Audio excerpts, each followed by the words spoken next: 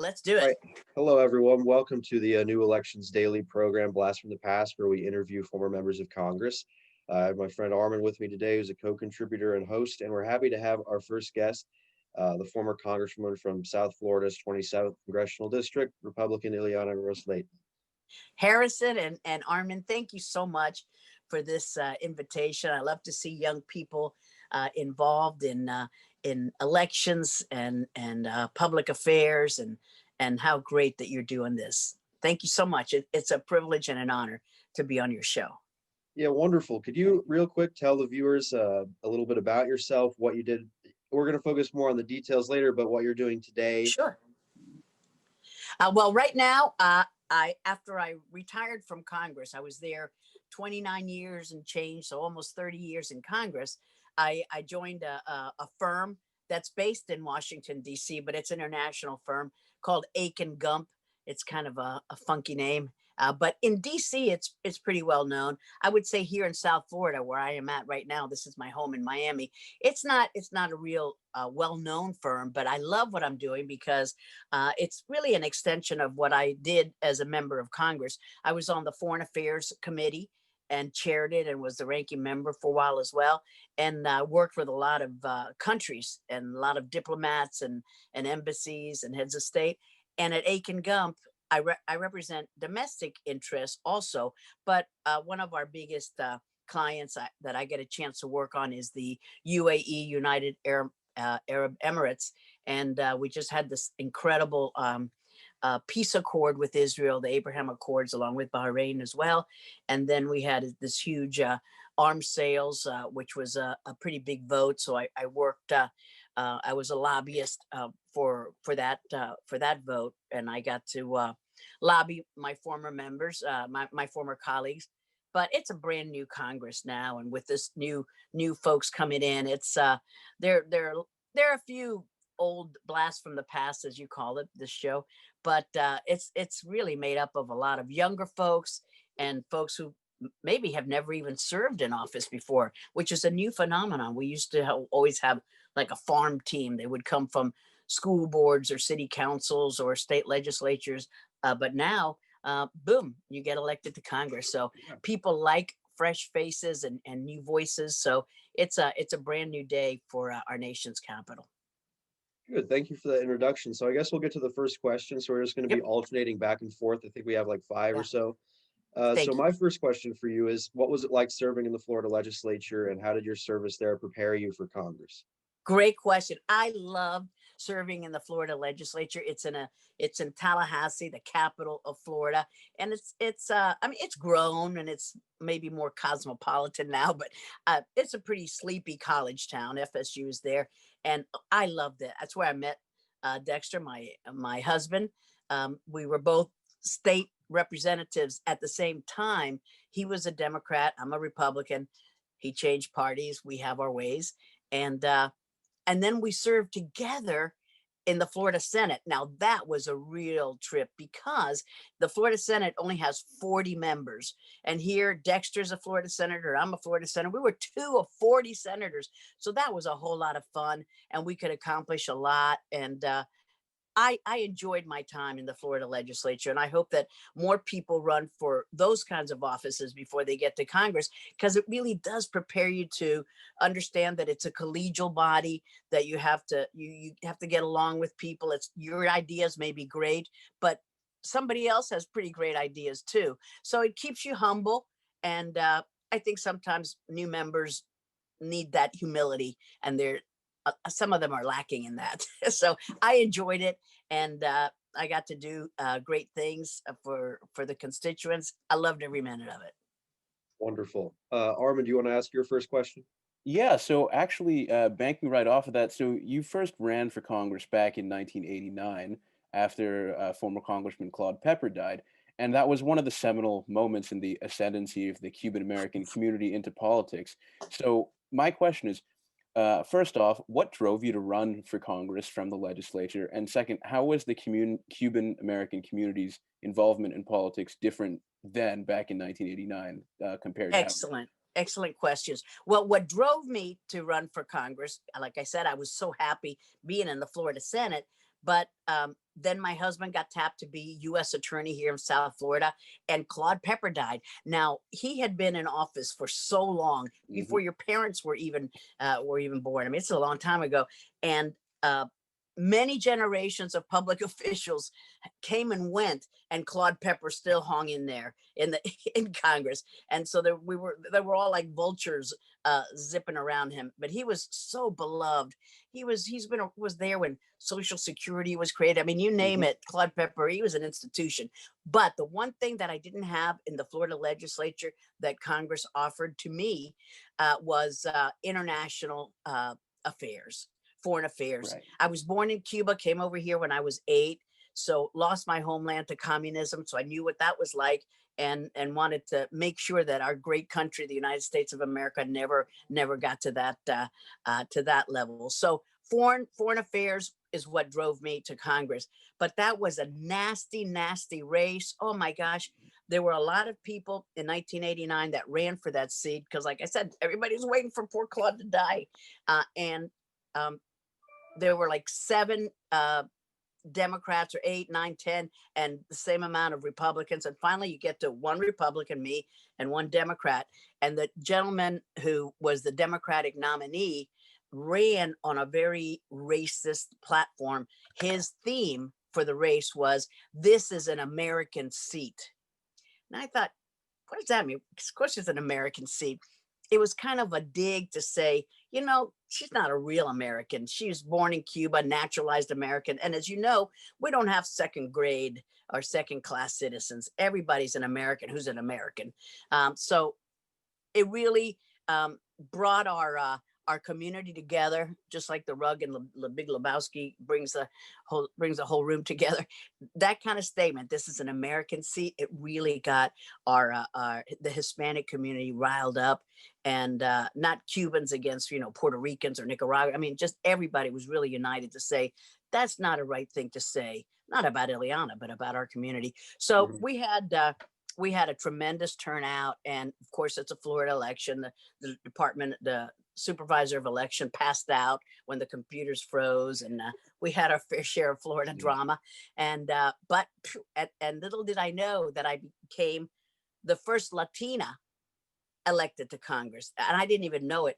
It was about 3 a.m. is when they finally declared the winner, 4 or 5. And Katie Couric called us up and said, "Hey, want to be on the Today Show?"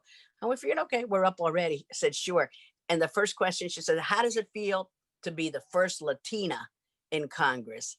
And I thought, I hate to correct you, and I don't know where you got that, but I'm pretty sure that there's no way that I could be the first Latina, but I'm very happy to be in Congress. And she said, "Oh no, we did the research. You are the first Latina." So I didn't even know that. But my election then shepherded a new era of Cuban-Americans getting involved in politics. And up until today and beyond, we are a very relevant, important factor for anybody running for any office, is to get the Hispanic vote. And President Trump did a pretty good job of getting the Hispanic vote. Yeah, we have a whole Nobody question at the end would dedicated think to that. Yeah. Yeah.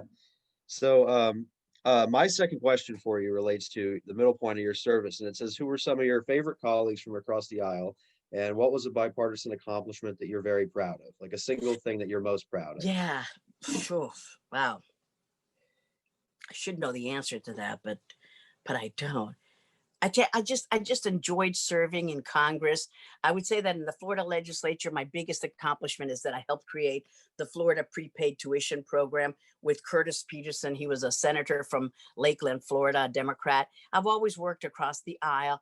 I've been a very bipartisan legislator forever, and I think good ideas come from people. Even a scoundrel can have a good idea. So I've always enjoyed working with Democrats. I would say that maybe because I'm from South Florida, and we're on the Congressional Women's Softball League, I think our captain, Debbie Wasserman Schultz, and I had a very good, close relationship, and I hope that we still have it. And I've enjoyed good friendships with with Democrats and Republicans, and I just don't look at the party label. And I'm very blessed to have had a congressional district. I've had many congressional districts because of reapportionment, but the last one was the best because it was a third Democratic, a third Republican, and a third NPA, nonpartisan affiliation, independence. And I think it makes you a better member of Congress.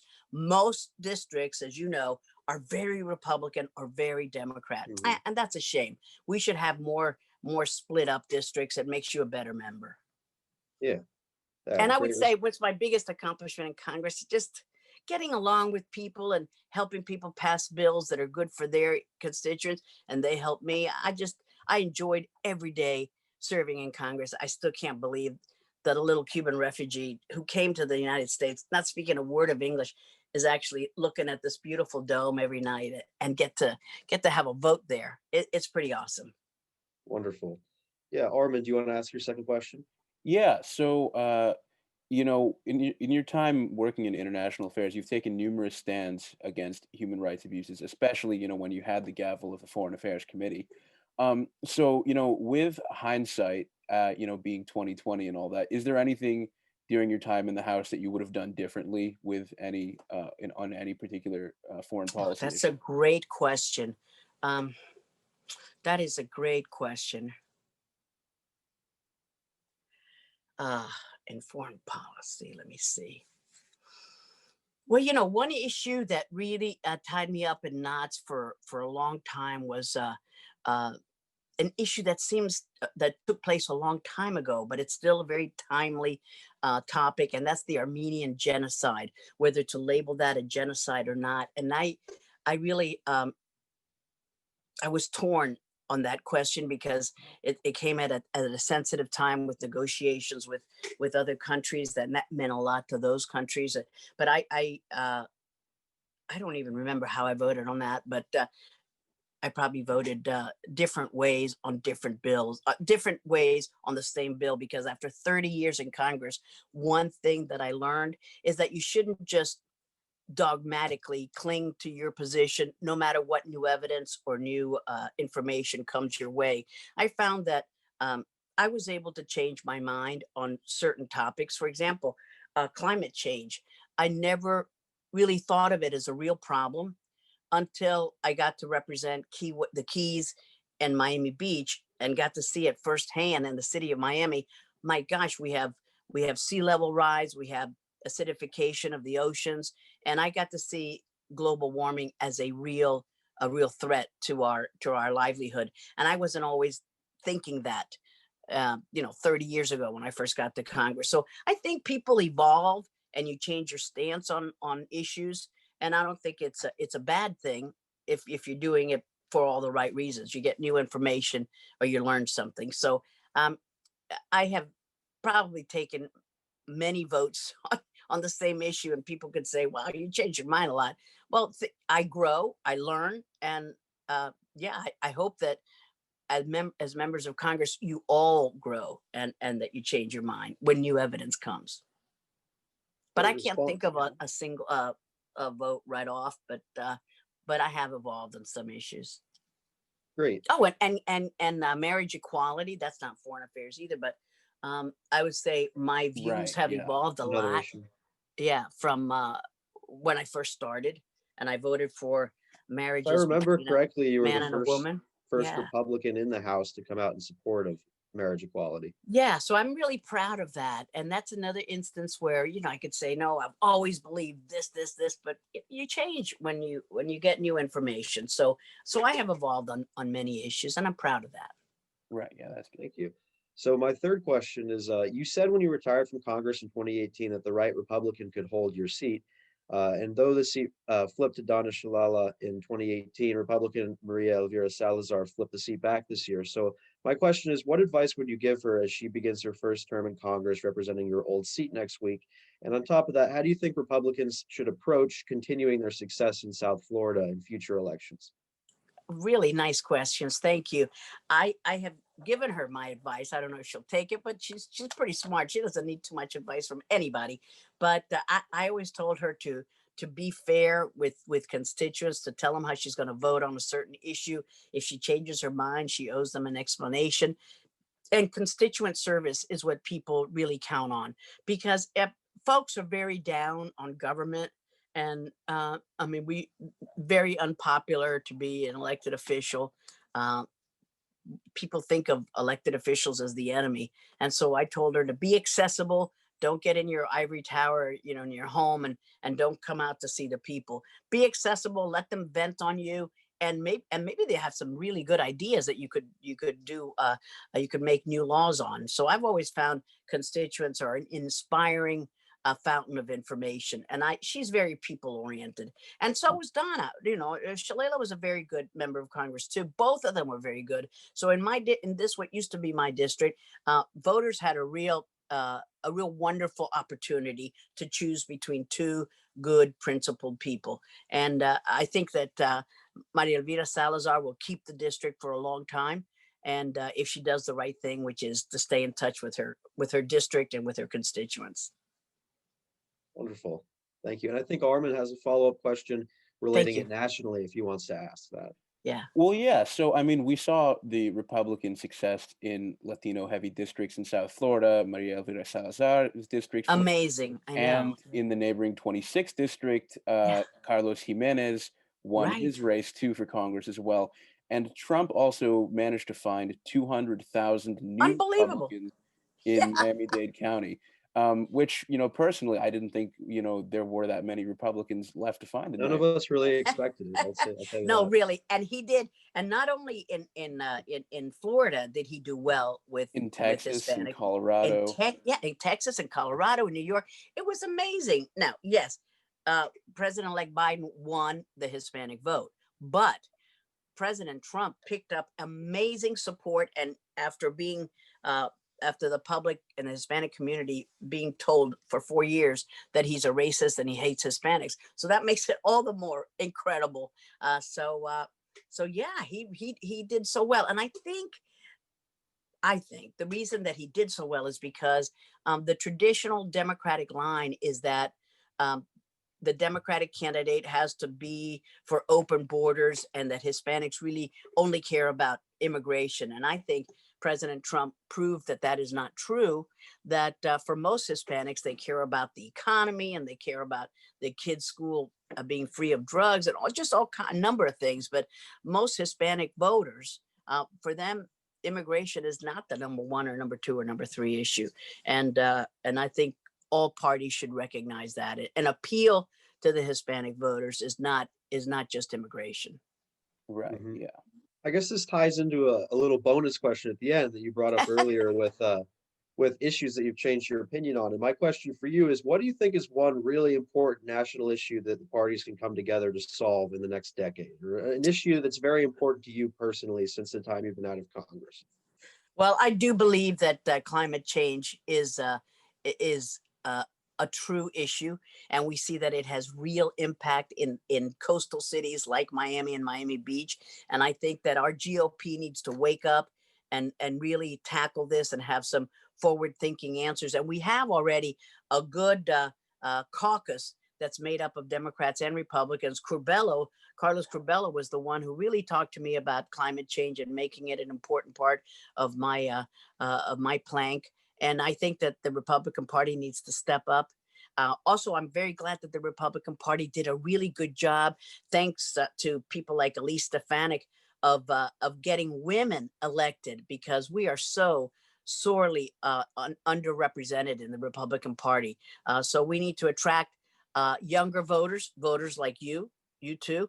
We need to attract female voters, and we need to not look like we're part of the Jurassic Park exhibition, and we need to come out with a forward leaning agenda for this next year. We can't be stuck in Claude Pepper days. And I love Claude Pepper. I don't mean that as an insult to Claude. No problem. And I think your goals being partially realized because there was a record number of Republican women that were elected this year. Men, a lot of people make districts. a difference. Elise Stefanik, she said, I'm not happy with our GOP. We're not doing enough to help women in the primary. Because what she found out is that most of our GOP women lost in the primary. And we had a rule in the GOP, we would not help anybody in a primary because you'd be pitting one Republican against the other. And she said, I'm going to start a PAC, and I'm going to give to the woman who I think should be the winner. And so she got involved in primaries, which is unheard of. And then she got the GOP to really get involved in the general election. So leaders make a difference. And I'm proud of Elise Stefanik. She did it. I mean, lots of other groups helped her, like View PAC, Women Win Elections. There are lots of organizations who helped her, but she sparked the fire. Mm-hmm. Well, again, thank you so much for doing this interview. We really are honored to have you on as a guest. Armin, if you have to say anything, final thoughts. I congratulate you both for doing this. It's great to see young people doing it. Yeah, thank you. I actually have a friend of mine from Homestead who is a Democrat, but he speaks very highly of you. Hey, I used to represent Homestead. What a nice area. It really is a good part of town. Yeah. Well, Armin and well. Harrison, thanks for reaching out to me, and good luck with your Blast from the Past series. Thank you very Thank much. you so much. We appreciate it. Próspero año nuevo. Have a great and prosperous new year, guys. Thank you. You honored me. Bye. Okay, bye. Bye.